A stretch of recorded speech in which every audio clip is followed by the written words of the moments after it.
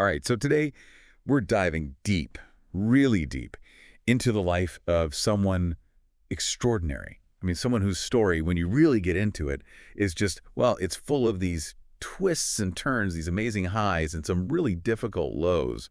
And, with your sharp mind, I think you'll really appreciate this. We're going to go way beyond the surface here. Absolutely. This is not going to be your typical, here are the bullet points of her life kind of thing. No way. We're going way deeper. Much deeper. Because we have something special here. We've got Nina Simone's own autobiography, I Put a Spell on You. This is her story, in her own words, her take on how she developed as a musician, about all those important relationships, and her, incredibly powerful role in the civil rights movement.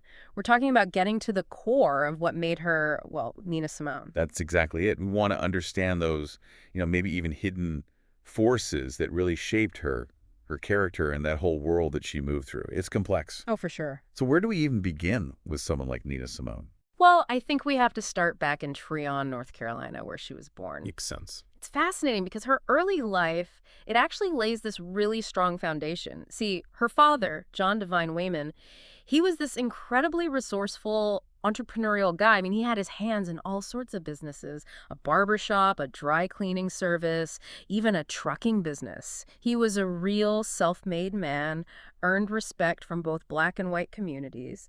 And I think that had to have influenced young Eunice, that was her name back then, just understanding how to navigate these complicated social situations, the importance of being self-reliant. Right. And then you have her mother, Mama. Oh, yes. Deeply religious, a pillar in their Methodist church. A strong presence. Absolutely. It was a strict Christian household, very clear rules, very defined. But within all that, music was like essential, right? It was more than essential. It was woven into their lives. Her father played guitar and harmonica, led the choir. Her mother played piano and sang. All of her siblings were musical. So it wasn't even like, going to lessons was the main way they learned music. They absorbed it. And there's this really telling story. When their house burned down, tragically, the first thing they saved was their pedal organ. Wow. Shows you just how central music was. Absolutely central. And Eunice was just so open to all this music from day one. Apparently, music would even calm her down as a baby. And here's the incredible thing. At just 2.5 years old, she played her mother's favorite hymn. Oh, wow. God Be With You Till We Meet Again, and in the key of F, on the piano, entirely self-taught. What does that even tell you, that kind of natural talent? It just speaks volumes about her innate musicality, Like she was born understanding it on some level. And then, of course, there was this wonderfully rich musical world around her, even her father's, let's say, more unconventional tastes.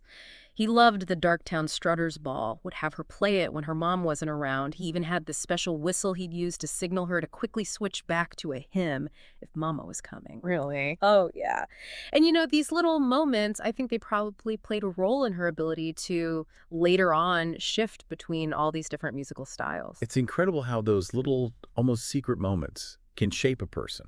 And of course, the church was huge. She talked about how she really learned rhythm in the Methodist church, but she was also really drawn to the, I guess you could say, more lively music of the Holiness Church. Oh, yes. Those services had so much energy, so much rhythmic complexity. She'd go just to experience. Spoke it all in. Yeah.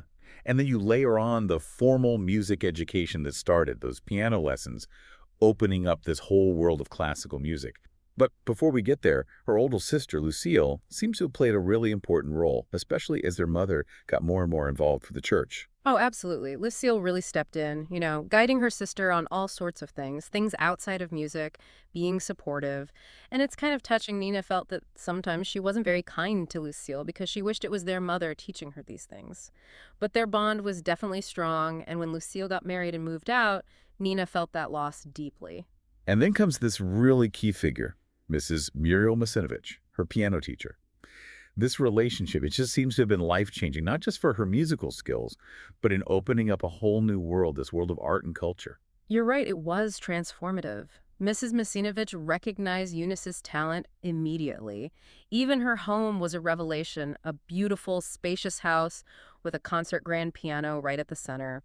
It was a whole different world from what she knew in Tryon. Mrs. Masinovich wasn't just teaching her notes. She was showing her the beauty, the vast possibilities of art.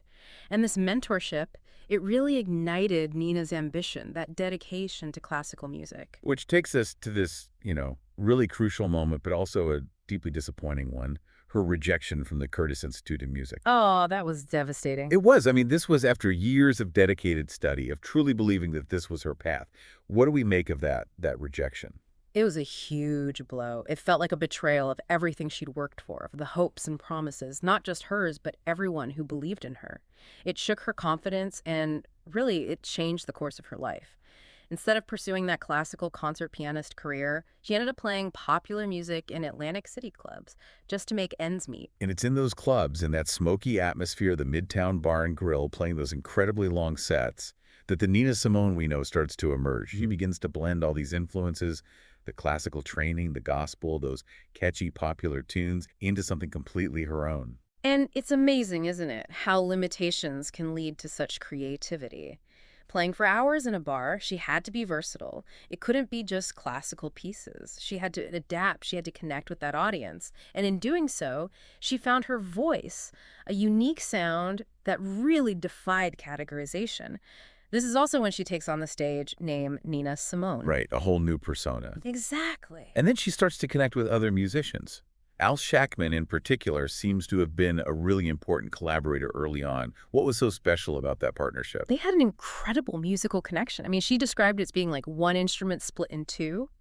They had this intuitive understanding. They could improvise together effortlessly, even playing these complex back-type fugues for long stretches. A fugue, just so everyone knows, is this really intricate musical form where you have multiple melodies interweaving. It's not easy. It's really not something you just pick up. No, and their ability to do this, it speaks to this deep, deep musical understanding between them. Then comes the move to New York. The big city. And she gets her first real agent, Jerry Fields. This seems like a turning point, moving beyond the local scene. Huge turning point. Jerry Fields, he opened doors for her in New York, got her into venues where she could reach a wider audience.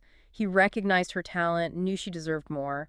We also see her marriage to Don Ross during these early years. It sounds like a bit of a lonely experience, kind of happening in parallel with her career taking off. It was a very short marriage. And, from her account, it doesn't sound like he provided the kind of companionship, the support that she was hoping for. She felt isolated, even when he was right there. I think there was a sense of displacement as she was trying to balance everything, her career growing so quickly. It's a lot to handle all at once. It is. And then comes Bertha Case, her first real manager. Bertha. This suggests things are getting more serious, more organized on the career front. Yeah, definitely. Bertha coming in as her manager, that was a shift. It shows a real move towards, a more structured professional approach to her career. And all this leads up to her town hall concert. A pivotal moment. It was. It marked her moving from those intimate clubs to, the grand stage of a concert hall. But even then, the whole question of how to define her music was a sticking point. She really resisted that label, jazz singer. She felt like her music was rooted in folk and blues alongside that classical background. This constant struggle with labels, it just highlights how unique she was, how her music really defied easy categorization. To her, jazz didn't capture the full range, the purpose of what she was doing. It was more than that. And this brings us to the beginnings of her activism. It seems like certain relationships really played a crucial role in her becoming politically aware, starting with Lorraine Hansberry. What was it about that connection that sparked things? Meeting Lorraine Hansberry was a real turning point for Nina in terms of understanding the political landscape, particularly what it meant to be Black in America. Hansberry, she was a writer and an activist herself. She gave Nina a deeper insight into the systemic realities, the inequalities, and I think that friendship really ignited something in her, this awareness that grew into a need to use her art, her voice, to address these pressing issues. And then you have those horrific events, the bombing in Birmingham and the murder of Medgar Evers, just tragedies that galvanized so many people. For Nina, it was immediate. It was a turning point. It was a breaking point. The brutality, the injustice, it just fueled this intense sense of outrage in her and this determination to do something. And out of that powerful emotional response came Mississippi Goddamn. Yes, the song. That's the one. Yeah. It was her direct response to the civil rights struggle, and it marked the start of her complete commitment to the movement, no holding back. She really connected with SNCC, the Student Nonviolent Coordinating Committee. Yeah. What was it about their approach that resonated with her? She really admired their direct action approach. She felt like their methods were much more aligned with her own sense of urgency, her, let's say, impatience with the idea of gradual change. It's interesting, too, her music really resonated with SNCC. Her records were highly prized, and the story goes that the only thing that could make them forget about their vow of nonviolence was if someone stole their Nina Simone album. That says a lot right there. It does. And then, of course, you have Langston Hughes, Another incredible figure. a huge influence. He provided this crucial historical and cultural context for what was happening, what she was experiencing. I see. He deepened her understanding of Black history, of that long, ongoing fight for equality. And then there's Stokely Carmichael, so influential in the movement. He had a really significant impact on her. What was it about him? Meeting him solidified her dedication to the cause. She had immense respect for him, for his convictions, his directness. And this was also a time when there were these really heated debates within the civil rights movement about integration versus separatism. She admired Dr. King's compassion, but she was also drawn to that idea of Black self-determination that groups like the Black Muslims were talking about. It was a complex time, so many different viewpoints. It was. And while all this is happening, her activism growing, her music reaching more people, she's also dealing with some really difficult personal challenges. Oh, absolutely. Her marriage to Andy Stroud seems especially complex, starting with support, but ending up in a really difficult place. Their relationship was incredibly complicated. It began with him being very supportive, but over time it became possessive, abusive even. And then he became her manager too, which further blurred those lines between their personal and professional lives. It created a lot of tension. And then, of course, they had their daughter, Lisa Celeste, which added a whole other layer to their dynamic. I can only imagine. We also see her growing more disillusioned with the civil rights movement itself as time went on. What caused that shift? I think as the years passed, she started feeling frustrated, even betrayed by the movement. That initial hope, that sense that things were changing quickly, it seemed to fade. And that led to disappointment, a feeling that the promises of the movement weren't being fulfilled. It's heartbreaking, in a way. And it seems like she tries to find some kind of refuge in different parts of the world. Yes. First in Barbados, where she connects with Prime Minister Earl Barrow. What was she searching for there? I think she was looking for a break, a connection with someone who appreciated her art. But even that relationship had its own complexities. Earl Barrow, he was a politician first and foremost. Yeah. It provided a change of scenery, but it wasn't necessarily a simple, easy escape. No, it rarely is. And then there's that tumultuous period in Liberia, her relationship with C.C. Dennis, which ends so tragically. What can we understand about that chapter? That relationship was incredibly intense, ultimately very painful. It was a period of a lot of personal turmoil, all happening in this new cultural environment.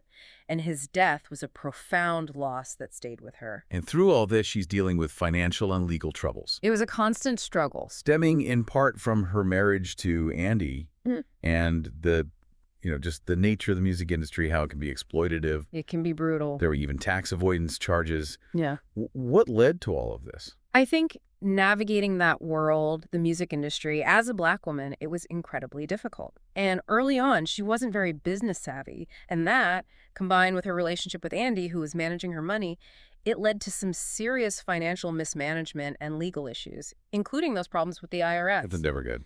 It's not. And sadly, her relationships with her family also became strained, especially after her father passed away. A lot of heartbreak there. There was. But then, later in her career, she returns to performing in Europe and finds a really dedicated audience, especially in France.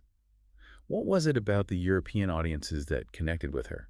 I think in Europe, particularly in France, they saw her not just as a musician, but as a complete artist, an intellectual. Right. But even there, she sometimes felt misunderstood, like people didn't really grasp the depth of her struggles. It's never easy to feel truly seen, is it? It's not. Working with Anthony Sinucci later on seems to have brought some stability to her professional life. Oh, absolutely. Partnering with him, it was a positive change. He was a manager who understood her, supported her artistic vision, and that was crucial, especially later in her career. And despite everything she went through, she never lost that critical perspective on the music industry. She saw it for what it was, exploitative, but she held on to her integrity. She did. Her experiences with the music industry made her really cynical about how it worked, but she never compromised her artistic principles. Her music was hers, and she wouldn't let them take that away from her. And it's so heartening to know that she still got joy from connecting with her audience, especially seeing young people discover and love her music. Oh, absolutely. New generations connecting with her music, that brought her so much joy. It was a validation of her work, proof that it still mattered. So, as we wrap up this deep dive into the incredible life of Nina Simone, what are the key things we should remember? I think what's so striking is how multifaceted her brilliance was. She was clearly a musical prodigy from such a young age, influenced by this amazing blend of gospel, classical, popular music. But just as important was her unwavering commitment to her own worth, passion for fighting for freedom, for racial justice. And yet her life was full of personal battles, these complicated, sometimes volatile relationships, a constant struggle against the injustices of the world and the music industry itself. You can't understand her without acknowledging all of it. You really can't. To understand someone as complex as Nina Simone, someone who had such an impact, it requires us to really grapple with these contradictions, to understand the forces that shaped her unique voice and her incredible spirit. It's not a simple story. It's not. And that brings us to a final thought for you to consider. How do these deeply personal experiences, these individual struggles, how do they intertwine with these huge societal forces to create extraordinary talent? How do they drive real impactful activism? Maybe exploring Nina Simone's music further, really immersing yourself in the historical context of her life. Maybe that will unlock even deeper understandings of her extraordinary journey. Oh, I think you're right. It's definitely a journey worth taking.